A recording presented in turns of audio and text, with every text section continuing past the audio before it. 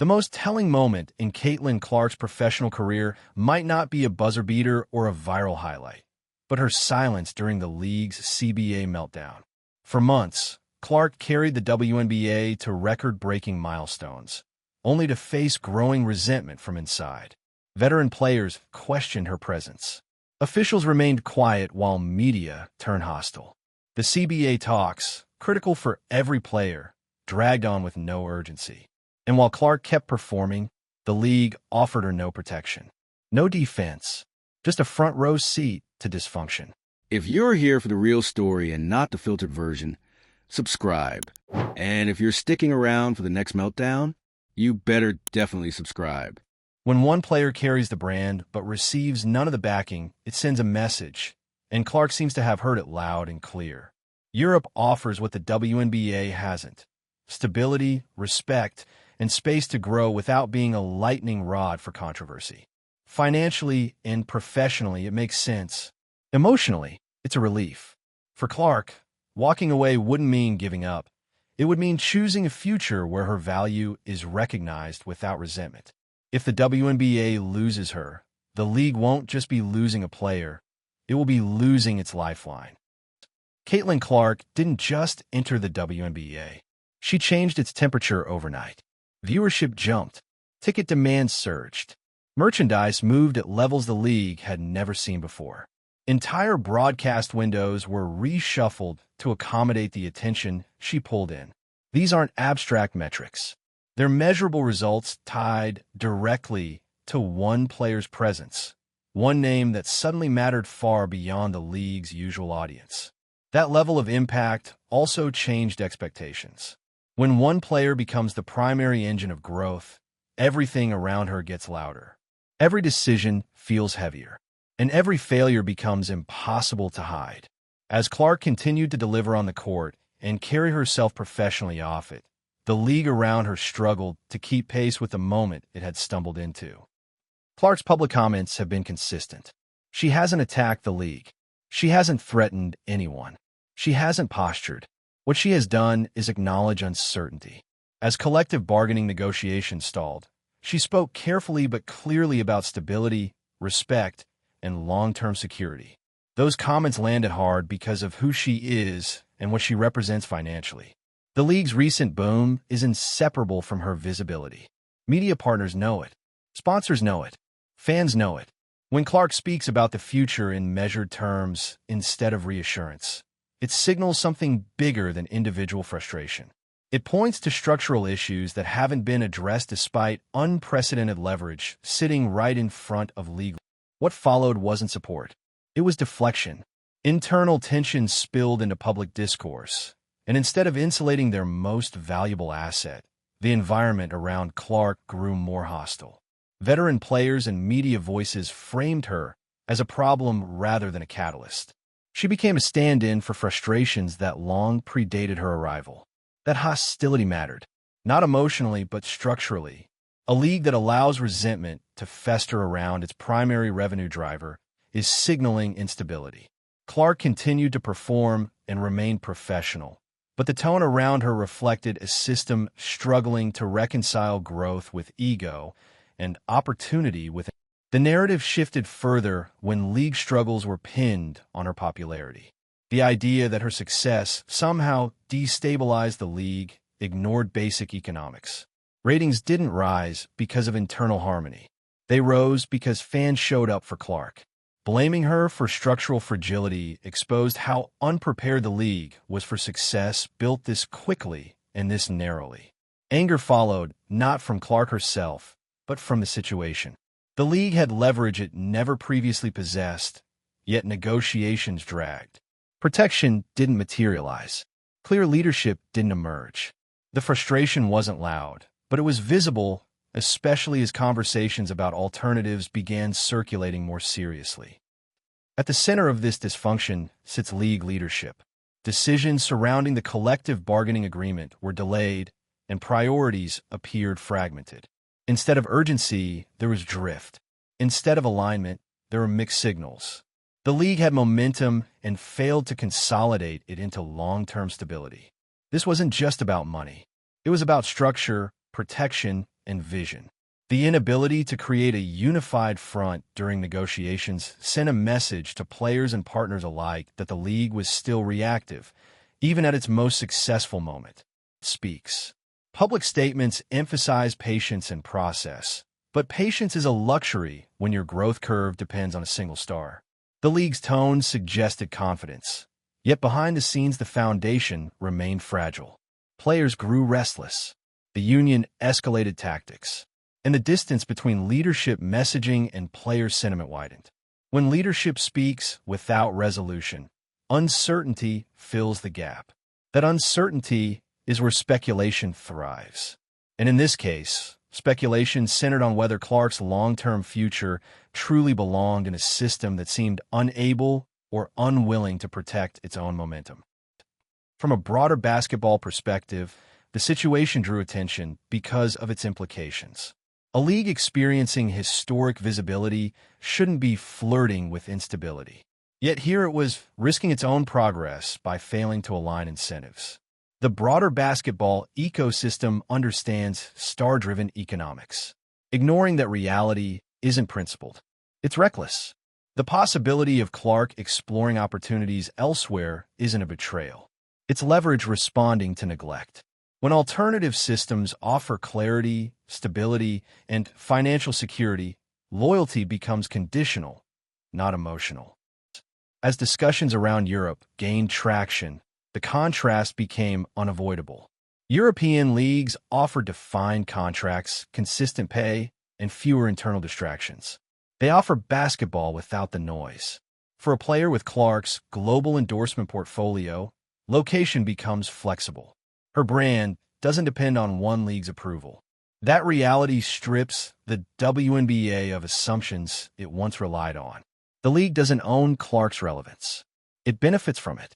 And if that benefit is taken for granted, the consequences aren't theoretical.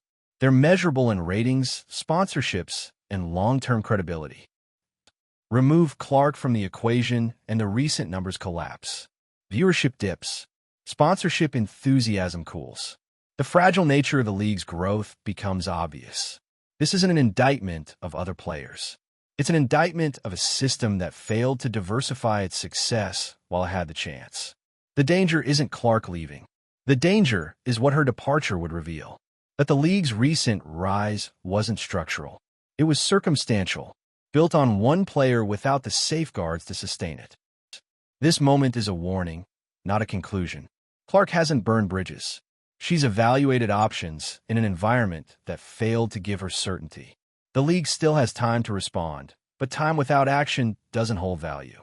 If this situation ends with Clark pursuing stability elsewhere, the responsibility won't rest with her. It will rest with leadership that mistook momentum for permanence and visibility for security. If you've made it this far, let your voice be heard. Like the video, share it with someone following the situation, drop your thoughts in the comments, and subscribe for more coverage as this story continues to unfold. What makes this situation unavoidable is how clearly the numbers trace back to Caitlin Clark. The spike in national broadcasts, the surge in merchandise sales, the sudden mainstream sports debate around the WNBA, none of it happened gradually. It arrived with her. That matters because it defines leverage, and leverage is exactly what's at stake in failed collective bargaining talks. Clark doesn't need to threaten anything publicly. Her value speaks without volume. When a league's financial optimism is anchored to one player's presence, uncertainty around that player becomes destabilizing by default. The panic isn't emotional. It's structural, and everyone involved understands that whether they admit it or not. In interviews, Clark has never framed herself as bigger than the league. She's consistently emphasized professionalism and long-term sustainability. The restraint is part of why this situation feels so stark. She hasn't inflamed tensions. She hasn't escalated rhetoric. She's simply acknowledged reality while the league struggles to do the same. That gap between her tone and the league's response is telling. Instead of clarity, there's delay. Instead of reassurance, there's ambiguity. When the most marketable player in the sport speaks carefully about her future, it signals that the system around her hasn't earned confidence. The emotional undercurrent here isn't melodrama. It's isolation. Clark's success has placed her at the center of attention without adequate institutional support. Rather than building a protective structure around her, the league allowed resentment and internal friction to surface publicly. That matters because stars don't just generate revenue. They require insulation. When that insulation fails, the message becomes clear. Performance alone isn't enough to guarantee stability. For a player evaluating her future, that's not a feeling. That's a risk. What frustrated observers most was how blame shifted. Instead of addressing organizational fragility, some voices framed Clark as a disruption. The implication that her popularity somehow destabilized the league ignored the obvious. Popularity didn't create weakness. It exposed it. Anger followed because opportunity was squandered. The league had leverage it had never possessed and failed to translate it into structural reform. That failure wasn't caused by Clark's presence. It was revealed by it. League leadership now faces scrutiny not because of intent, but because of outcome. Delayed negotiations, mixed messaging, and visible dysfunction have created an environment where uncertainty dominates. At a moment when clarity was essential, the league drifted. This isn't about individual missteps. It's about systemic hesitation. When leadership doesn't move decisively during peak momentum, momentum fades. And once it fades, it doesn't return on demand. Speaks.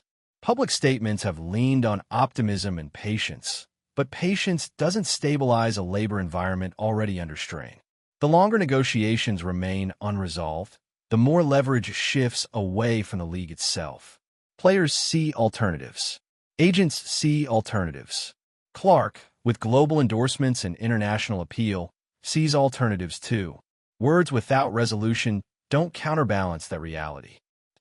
From a broader basketball standpoint, the implications extend beyond one league. Star-driven economics aren't unique to the WNBA. They define modern sports. Ignoring that principle doesn't protect competitive balance. It undermines sustainability. If a league fails to secure its most valuable asset during peak relevance, it sends a message to future stars about risk. That message travels quickly, especially in an ecosystem where global options exist. European leagues represent stability, not escape. Defined contracts, predictable income, and fewer internal conflicts make them attractive, especially when domestic uncertainty grows. For Clark, the appeal isn't novelty. It's control.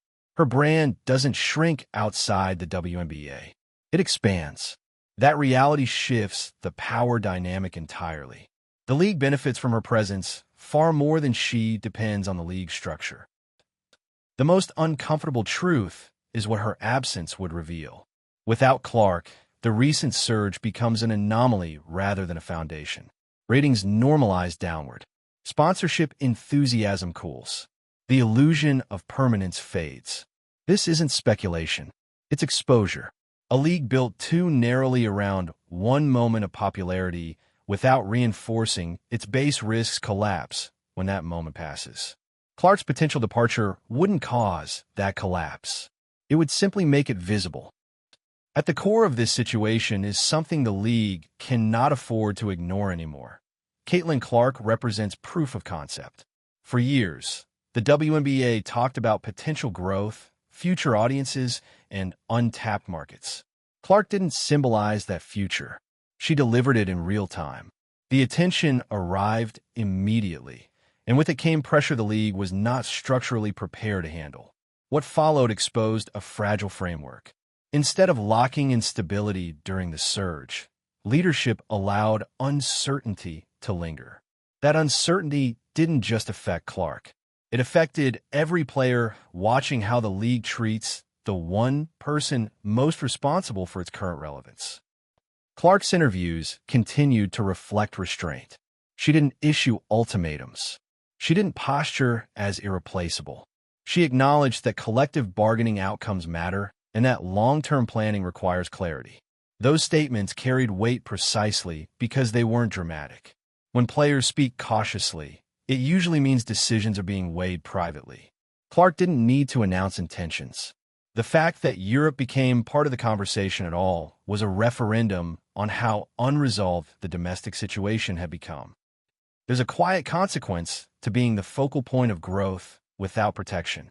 It isolates. Clark's success created distance instead of unity. Instead of becoming a shared asset, she became a lightning rod for resentment. That emotional environment isn't sustainable for any player, let alone one carrying the league's visibility. This wasn't about feelings being hurt.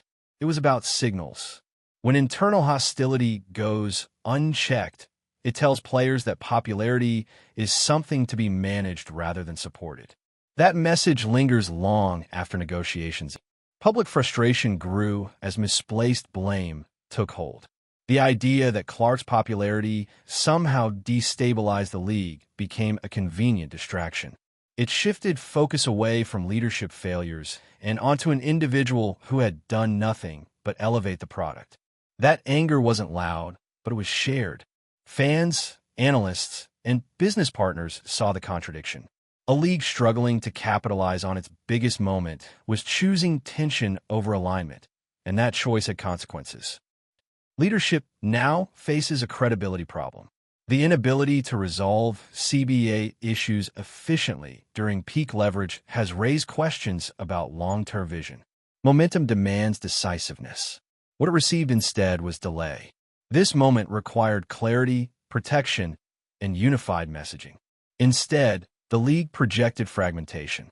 For players evaluating trust, that fragmentation matters more than intent speaks. Statements emphasizing patience failed to calm the situation because patience does not replace structure. Without clear resolution, every day extended uncertainty. That uncertainty empowered alternatives. For Clark, alternatives are not theoretical. European leagues offer defined systems that prioritize stability over spectacle. That comparison becomes unavoidable when domestic leadership struggles to provide certainty. From a league-wide perspective, this situation illustrates a broader truth about modern sports economics. Star power drives engagement. Engagement drives revenue. Revenue demands protection of its source. Ignoring that chain doesn't preserve competitive integrity. It weakens it. If the WNBA allows its most visible asset to feel expendable, the ripple effects extend far beyond one negotiation cycle. As speculation intensified, Clark remained composed. Her public posture never shifted toward confrontation. That composure, however, didn't erase the reality that options exist. Europe offers a different equation. Financial predictability, reduced scrutiny, and a professional environment less entangled in internal politics. For a global brand, geography becomes flexible when infrastructure fails to inspire confidence. The visual contrast is stark. Packed arenas, elevated broadcasts, and heightened attention define the Clark era. Remove that presence, and a league confronts a recalibration it may not be prepared for. This isn't about diminishing other players. It's about acknowledging how narrow the recent growth truly was. A system built on a single accelerant without reinforcement doesn't withstand change. This moment will be remembered not for what Clark chose, but for what the league failed to secure. If she stays, it will require action, not optimism. If she leaves, it will confirm what many already suspect, that the WNBA reached a turning point and hesitated. What continues to hang over this situation is how avoidable it all was. The league didn't lack opportunity. It lacked urgency. Caitlin Clark's presence created leverage the WNBA had never held before, and that leverage was allowed to sit idle while negotiations stalled and internal tensions hardened. When growth arrives suddenly, hesitation becomes costly. Clark's value isn't theoretical or inflated by hype. It's reflected in ratings, sponsorship interest, and mainstream attention. The longer uncertainty drags on, the more obvious it becomes that the league misjudged how fragile its moment actually was. Clark's interviews have stayed consistent in tone and substance. She's focused on clarity, sustainability, and professional stability. That consistency matters because it removes emotion from the equation. This isn't about feelings or loyalty tests.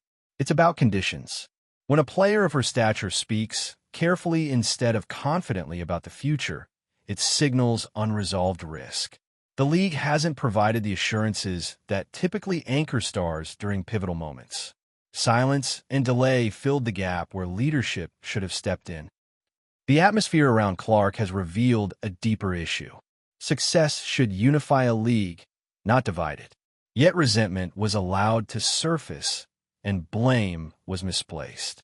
Instead of reinforcing collective momentum, the environment grew tense and fragmented. That tension carries consequences. Players notice how stars are treated. Fans notice when growth is met with resistance. And partners notice when opportunity is mishandled.